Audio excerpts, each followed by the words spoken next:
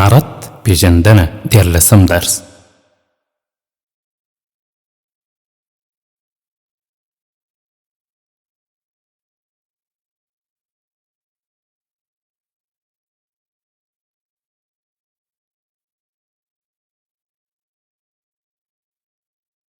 خبرونه درنو او قدرمنو اوریدونکو، د عفوې او د دعوت پالیسي او د داخلي عسکرو ډلهییزه تسلیمۍ نن به دا واورو. د فتحو په دې لړۍ کې اسلامي امارت له نظامي عملیاتو سره د دعوت او ارشاد کمیسیون له لارې د مخالف لوري د عسکرو رجلبولو ته هم تر پخوا توجه زیاته کړه. د مخالفو تسلیم شوو عسکرو نه یوازې تود استقبال کېده، بلکې په ډالیو سفر خرچ هم نازول کېدل او پرته له ادیني اذیت نه د کورونو پر خوا رخصتېدل. د مجاهدینو د اخلاقي چلند د مقابل اړخ د عسکرو په افکارو او روحیاتو ژور اغیز وکړ. هغوی یې د جنگ او مقابلې په ځای جوجاړي او پیوستون ته رامات کړل. د کلیوالو مشرانو، خصوصي منځګړو او استازو په واسطه له عسکرو سره رابطې ټینګې او د پوستو کنډکونو او قرارګاو د تسلیمۍ او د عسکرو د پیوستون لړۍ پیل شوه. دې لړۍ مجاهدینو ته توان ورکړ چې پرته له جنګ د ولسوالیو مراکز پرلپسې تر خپل تصرف لاندې راولي. د عفو او دعوت په نتیجه کې د عسکرو د اړخ بدلولو سلسله دومره پراخه شوه چې د کابل ادارې د دفاع وزیر بسم الله خان اعتراف وکړ چې د افغانستان په 40 کلنه جګړه ییز تاریخ کې یې هیڅکله دومره پراخه تسلیمي یا اړخ بدلول نه دي لیدلي.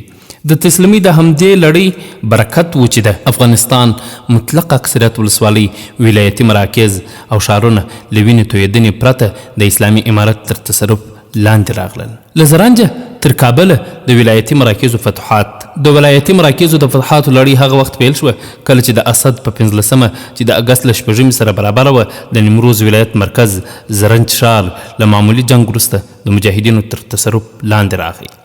د اسد د 15مې په شپه راپورونه خپاره شول چې مجاهدین زرنج ښار ته ننوتي. ورپسې وویل شول چې د کابل ادارې والي کریم برهوي له ډیرو عسکرو سره ایران ته تښتېدلی دي. په شپه کې مجاهدینو شرقي زنځیر د چټک غبرګون د قطعې کنډک زندان هوایي ډګر او له ایران سره پل ابریشم تر واک لاندې راوستل. په سهار مجاهدینو په ولایت کې پاته عسکرو ته تر غرمې وخت ورکړ. که وسله وسپاري د تیښتې مخه ورکوي. دا وخت د ولایتي شورا د وکیل یونس عرب او مرستیال والي عبدالنبي برهوي سره لسګونه عسکر په ولایت او ځینو نور ځایونو کې پاتې وو. ماپښین 3:30 خبر ورکړل شو چې د ولایت مقام مجاهدینو ونیوه. دا وخت تازه دمې مجاهدین هم د تسبیح لپاره نیمروز ته ورسېدل. یو شمېر عسکر چې طالبانو لار ورکړې وه ایران ته وتښتېدل چې د تیښتې ویډیوګانې یې هم خپرې شوې. په دې ډول اولنی ولایت مرکز فتح شو. د نیمروز علماو اعلامیه صادره کړه چې د بمبار مخه دې ونیول شي ځکه خلک دربدره کوي او بل هیڅ نتیجه نه لري. وروسته ویډیوګانې نشر شوې چې د نیمروز خلک د مجاهدینو خورا تود هرکلی کوي او په ډلو ډلو راوتلي دي. د زرنج فتح د لومړي ولایتي مرکز او مهم ښار فتح وه ځکه یې په اړه اسلامي امارت اعلامیه صادره کړه چې مهم ټکي په لاندې ډول وو. اول، د نیمروز په ګډون په هیڅ ولایت کې هم پخواني دولتي مامورین، د حکومت د بېلابېلو برخو کارکوونکي، حتی د نظامي برخې موظفین باید د اسلامي امارت له مجاهدینو هیڅ ویره ونه لري او چیرې کډې بار نه کړي. دویم، د اسلامي امارت مجاهدینو ته لارښوونه شوې چې د هر ولایت ولسوالۍ او سیمې له کنټرول وروسته هلته اوسېدونکو ته عمومي عفو ده. که چا تر اوسه پورې په مخالف سب کې وظیفه اجرا کړې اوس دې ویره نه لري. مجاهدین په هیڅ کور او په هیڅ شخص او خپلوانو یې کار نه لري بلکې خپل آرام ژوند دې وکړي. دریم، پردیو هیوادونو ته تیښته یا هسې له وهمي کورونو پرېښودل او دښمنو کړیو د پروپاګند تر تاثیر لاندې راتلل تاسو ته ستړي او ستونزې پیدا کوي. د اسلامي امارت مجاهدین له نږدې تجربه کړې له هیڅ چا سره غیر اسلامي او غیر انساني سلوک لکه څرنګه چې دښمن پروپاګند کوي نه کړي او نه ورته اجازه شته. هغوی ستاسو ورونه دي او له درنښت ډک برخود به درسره کوي. د زرنج د ښار فتحې هلته په سوله ییز ډول د واک تصرف، د پخوانۍ ادارې له چارواکو سره عفو او نرمي چلند او له چور او ګډوډي مخنیوی هغه څه وو چې خلکو ته یې د راتلونکي تحولاتو په اړه ډاډ ورکړ او د مغلوب دښمن پر وړاندې د اسلامي امارت بریمونو ځواکونو چلند او پالیسي یې روښانه کړه چې ورسره ډېر خلک ډاډمن شول او راتلونکو تحولاتو ته زمینه مساعده شوه.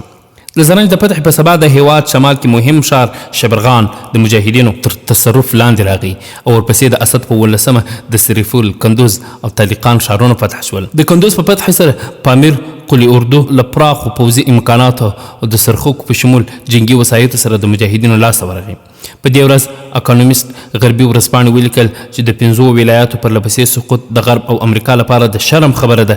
حالات خراب دي او د نورو ولایاتو د سقوط امکان خورا زیات دی. د امریکا ولسمشر بایدن وویل چې نور د طالبانو پر وړاندې د درېدو وخت رسېدلی دی. په ورته وخت کې د امریکایي بي 52 الوتکو په شبرغان او هلمند کې په مجاهدینو بمبارونه وکړل چې د کابل ادارې تر پراخه تبلیغاتي استفاده وکړه، خو د جګړې په وضعیت کې کوم تغییر رانوست. د اسد په 18 د سمنګان مرکز ایبیک ښار او په 19 د فراه، بغلان او بدخشان ولایتونو مراکز د مجاهدینو تر تصرف لاندې راغلل، چې په دې سره له مزار شریف او فاریاب نه پرته د افغانستان ټول شمالي او شمال ختیځ ولایتونه د ګوډاګي حکومت او اشغالګرو له تصرف څخه آزاد شول. د فتحو دا سلسله یوازې د اسد په شلمه ودرېده. په دې ورځ سره له دې چې ځینې ولسوالۍ مجاهدینو ونیولې، خو کوم ولایتي مرکز فتح نه شو. په دې ورځ امریکایي ولسمشر بایدن د جګړې پر ځای د شکست نغاره وژغوله او وویل چې له افغانستانه د خپلو ځواکونو په ایستلو پښیمانه نه دی. نوموړي چې تر پرونه یې د مجاهدینو په وړاندې د درېدو خبره کوله، زیاته یې کړه چې 300,000 افغان ځواکونه مو روزلي، کافي وسلې او مهمات مو ورکړي، له ځانه خپله دفاع وکړي.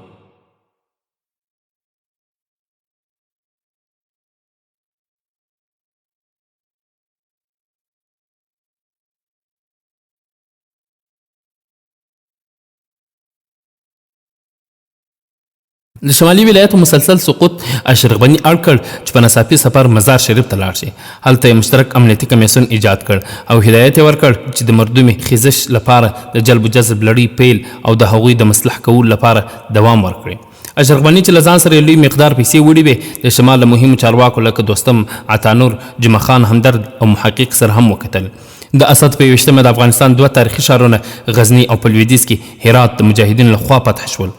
د هرات فتح د کابل لړزان د رژیم خورا دروند ګزار و، ځکه هرات له کابل وروسته د افغانستان 2هم ستر ښار و چې د دفاع لپاره د اشرف غني عسکرو او د تورن اسماعیل تر مشرۍ لاندې ملیشو له مجاهدینو سره سختې جګړې وکړې. خو بالاخره دغه ښار د مجاهدینو لاسته ورغی. د هرات ښار د بېلابېلو حکومتي ودانیو، امنیه قومندانۍ او ولایت له نیولو وروسته د هرات ظفر قلی اردو په فتحې سره بشپړه شوه. د دې قلی اردو اړوند زرګونه پرسنل چې 300 کمانډوي ځواکونه پکې هم مجاهدینو ته تسلیم شول. دغه راز د خیزش مردمي مشر اسماعیل خان، د داخله وزارت امنیتي معین عبدالرحمن رحمان، د ظفر قلی اردو قومندان خیال نبی احمدزی، د هرات والی پاسوال عبدالصبور قانی او د ملي امنیت رئیس حسیب صدیقي هم د مجاهدینو لخوا ژوندي ونیول شول. د هرات خیزش مردمي مشر اسماعیل خان په داسې حال کې مجاهدینو ونیو چې لا هم چانټه په غاړه وه. د امارت لخوا د هرات والی او د دعوت و ارشاد مسؤلینو نوموړي ته هرکلی ووایه او د ډاډمن ژوند اطمینان یې ورکړ. د اسلامي امارت مجاهدینو وروسته د عادي عسکرو په شان دغه پوځي مشران هم ټول آزاد کړل چې زیاتره یې په ځانګړې الوتکه کې کابل ته لاړل. د اسد په 22 چې د اګست 14 کې د بادغیس مرکز کلانو، د غور مرکز فیروزکو، د هلمند مرکز لشکرګاه، د زابل مرکز کلات، د روزګان مرکز ترینکوټ، دغه راز د کندهار او لوګر مراکز هم په بشپړ ډول فتح شول. د هلمند مرکز لشکرګاه د نیولو لپاره له تیرو 2 اونیو سختې جګړې روانې وې. دا یوازینی ښار و چې نسبتا ډېرې جګړې پکې وشوې. امریکایانو او داخلي عسکرو بمبارونه وکړل، دواړو اړخونو ته تلفات ورسېدل او د ښار ځینې برخې وسوځېدې. دغه راز د کندهار په شاوخوا کې هم خال خال جګړې وشوې، خو په هغه کچه نه وې چې تمه یې کېده. په ورپسې ورځ د اسد 23 مزار شریف، میمنه، ګردیز، شرنه، محترلام او د اسداباد ښارونه فتح شول. د مزار ښار فتح د اشرف غني د نظام سقوط حتمي کړ، ځکه د مزار ساتنې لپاره پراخ امادګۍ نیول شوې وې.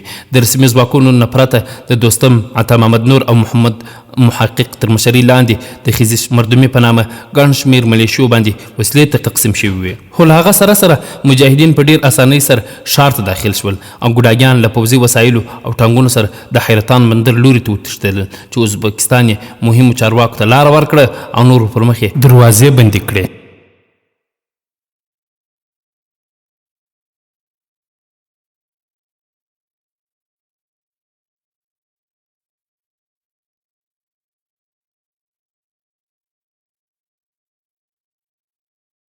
د اسد په 24مه چې د اګست له 15 سره برابر وه پاتې ولایتي مراکز لکه میدان شار، بامیان، نیلي، دایکندي، جلال آباد، نورستان، خوست، چاریکار، محمود راقي، کاپیسا د مجاهدین لخوا پرته له خونریزۍ ونیول شول. په همدې ورځ د اسلامي امارت ویان ذبیح الله مجاهد د یوې اعلامیې په صادرولو سره مجاهدینو ته ابلاغ کړه کابل ښار ته د ننوتلو ډډه وکړي ځکه واک باید د یوه توافق له مخې اسلامي امارت ته تسلیم شي ترڅو د ګډوډي او په ښار کې د هرج و مرج مخه نیول شوی وي. په همدې ورځ ماپښین مهال د کابل ادارې مشر اشرف غني په ناڅاپي ډول له خپلو مهمو ملګرو سره په سرخوکو کې ازبکستان ته وتښتېده.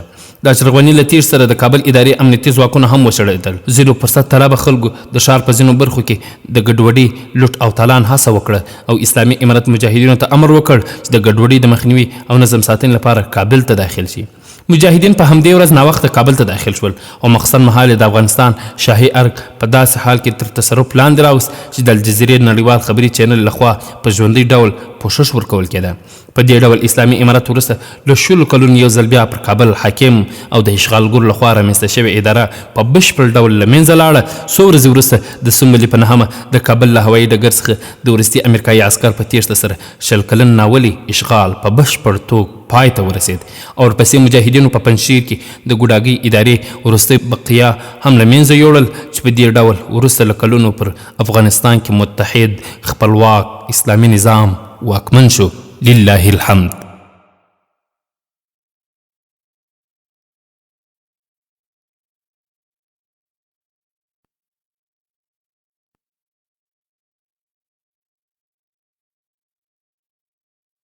عمومي عفو، د جګړې ختمېدل او د ملي شتمنیو او بنسټونو محافظت. د پلازمینې کابل له فتح سره اسلامي امارت د پخوانۍ ادارې ټولو منصبینو ته د عمومي عفو اعلان وکړ. دا د افغانستان په تاریخ کې یو کمسار اقدام و. اسلامي امارت د امریکایانو لخوا د لومړني راوستل شوي واکمن حمید کرزي، ډاکټر عبدالله او ډیرو نورو مخورو څیرو په شمول د پخواني ګوډاګي رژیم ټول لوړپوړو چارواکو، وزیرانو، وکیلانو، جنرالانو، د اردو امنیتي ادارو او استخباراتو کارمندانو، د اشغالګرو همکارانو او ټولو هغه افغانانو ته چې 10 کاله له مجاهدینو سره په جګړه کې ښکیل وو نه یوازې عفو وکړه بلکې په کابل او نورو ښارونو کې د ازادانه او ابرومندانه اوسېدلو فرصت هم ورته مهیا کړ او هیڅ هیوادوال د وطن پرېښودلو ته اړ نه کړ. له دې پخوا چې د افغانستان په تاریخ کې څومره سیاسي تحولات، انقلابونه او پاچاګردۍ تیر شوي وي نو د وینو بهېدل، غچ اخیستل، قتل عامونه او پراخ تلفات ورسره مله وو. خو اسلامي امارت په داسې حال کې قدرت ونیو چې نه خو یې له کوم پخواني دشمن څخه انتقام واخیست، نه یې د چا سر، مال او عزت ته په کمه وکتل، بلکې د ټولو هیوادوالو غوندې یې د پخوانیو دشمنو چارواکو له کورونو او مالونو هم دفاع او ساتنه وکړه. د اسلامي امارت همدغه له مهربانۍ ډک چلند چې د اسلامي اصولو اخلاقو یوه بیلګه وه، مثبت تاثیر یې دا و چې ورسره پخواني دښمني او عقدې ډېر ژر له منځه لاړې او د افغان ولس یو ځل بیا د ورونو په شان ګډ ژوند پیل کړ. بله خبره دا چې پخوا له سیاسي تحولاتو او پوځي انقلابونو سره همیشه پراخې ګډوډۍ، د بیت المال او عامه شتمنۍ لوټ تالان، د حکومتي ادارو چور کېدل او د خلکو د سر او مال ته زیان رسېدل هم ملګري وو. خو د اسلامي امارت د مجاهدینو د پر وخت اقداماتو او حفاظتي تدابیرو له امله په پلازمینه کابل او ټولو ولایاتو کې ملي شتمنۍ، دولتي ادارې، بانکونه او د خلکو شخصي املاک په بشپړ ډول محفوظ شول. د لوټ تالان هیڅ لویه پیښه یا ګډوډي ونه لیدل شوه چې دا هم مهمه لاسته راوړنه وه.